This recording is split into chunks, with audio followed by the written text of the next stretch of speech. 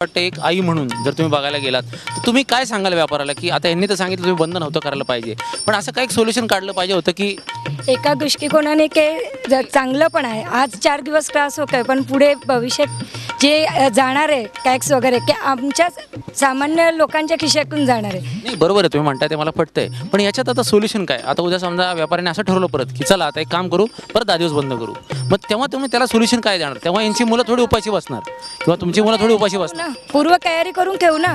आम्हाला म्हणजे काहीतरी असं हे करून द्यायचं आम्हाला की तुम्ही बंद ठेवणार आहे, तुमचं आधी सगळे हे करून ठेवा, सामान भरून वगैरे ठेवा.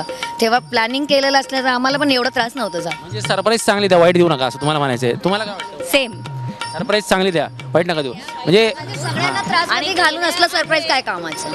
हे म्हणून नवरे म्हणतात की बायकोला नेहमी सरप्राईज द्यावं.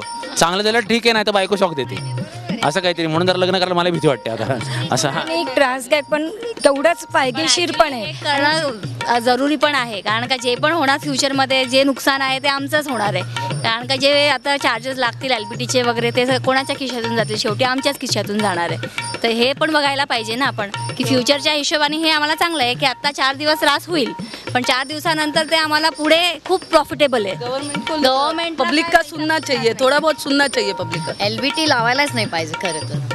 नाही लावायला. मला असं वाटतं की सगळ्या महिलांनी एकत्र ज्या महिला तुम्हाला बघतायत सगळ्या महाराष्ट्रातल्या, वस्तू महागच होत आहे ना, मग हा टॅक्स तो टॅक्स. तेवढं महागाई वाढणार आणि जे महागाई वाढणार त्याचं नुकसान आम्हालाच आहे, कारण का टॅक्स दिल्यावर